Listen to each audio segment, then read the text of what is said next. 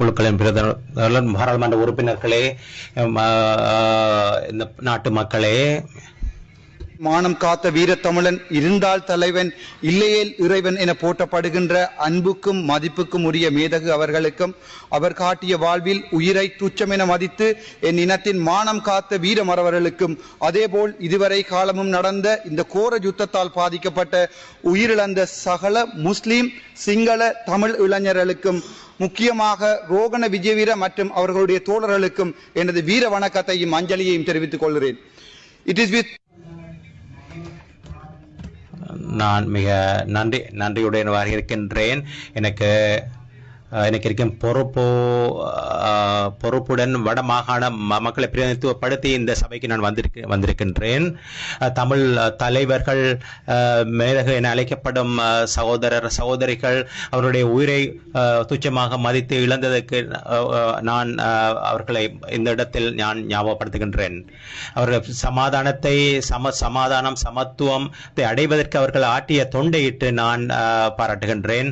அது தமிழ் சமூகம் மாத்திரமல்ல, சிங்கள முஸ்லிம் சகோதரிகள் இந்த நாட்டில் பாதிக்கப்பட்டிருக்கின்றார்கள். இந்த சமயத்தில் நமது தகப்பனை நினைவு கூற விரும்புகின்றேன். 1986 ஆண்டு இலங்கை போலீஸின் காற்பந்தாட்ட குழுவின் உறுப்பினராக இருந்தார்.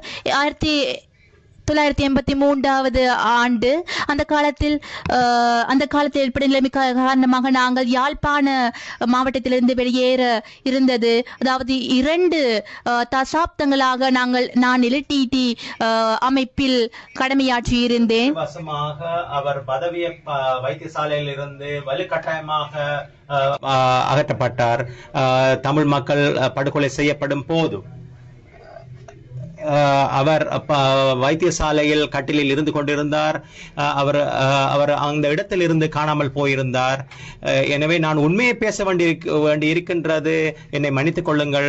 நான் இங்கே இருப்பது இந்த நாட்டை பிரிப்பதற்காக அல்ல.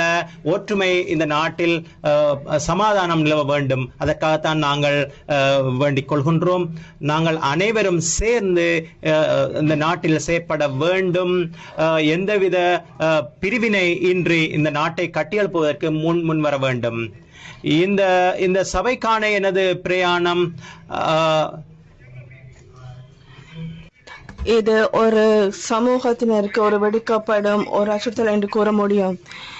எனவே இதற்கு எதிராக என்னுடைய இலட்சியங்களை நோக்கி என்னுடைய குரலை நான் எழுப்ப விரும்புகின்றேன்.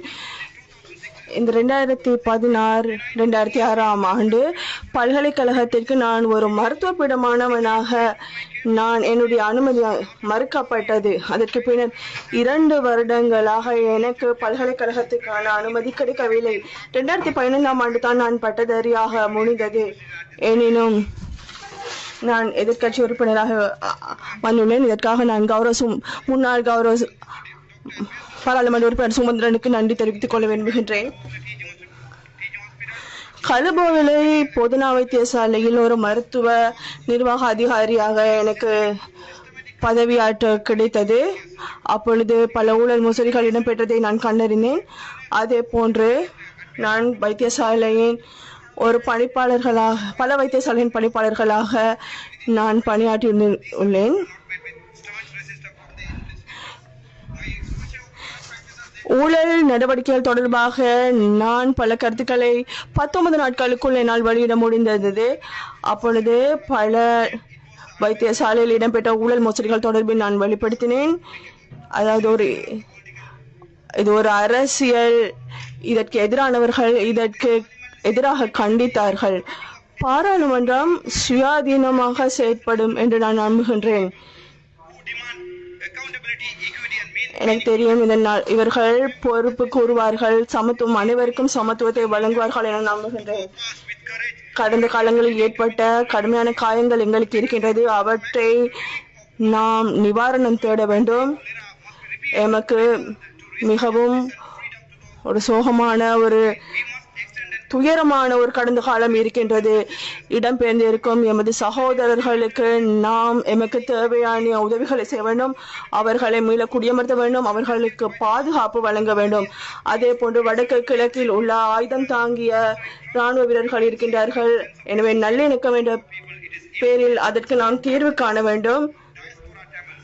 அதே போன்று பிற நாடுகளில் உள்ள எமது தமிழர்களுக்கு நாம் இலங்கைக்கான பிரஜா உரிமையும் பெற்றுக் கொடுக்கப்பட வேண்டும். அவர்களது பூர்வீக தாயகத்துக்கு அவர்கள் மீண்டும் திரும்ப வேண்டும்.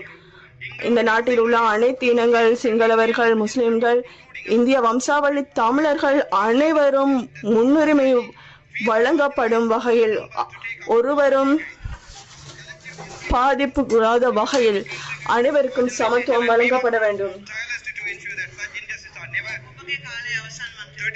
உங்களுக்கான காலம் முடிவடைகின்றது.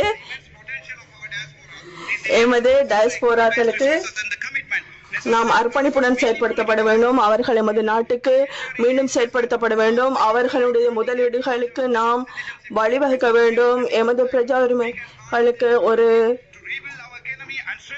ஒத்திசைப்பு வழங்கப்பட வேண்டும். எமது நாட்டின் பொருளாதாரத்தை ஸ்திரப்படுத்தும் அதே நேரம் டயஸ்போராக்களின் உதவியை அதற்காக பெற்றுக் கொடுக்கப்பட வேண்டும்.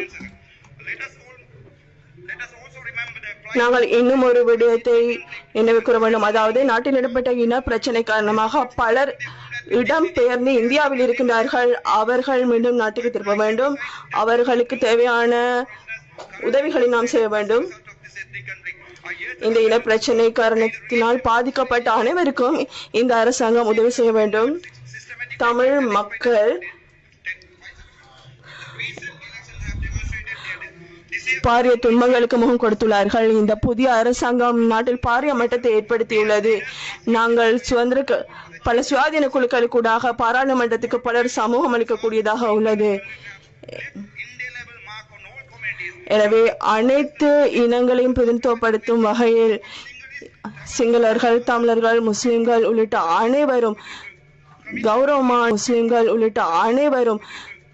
கௌரவமான முறையில், சமத்துவமான முறையில் கவனிக்கப்பட வேண்டும். நன்றி.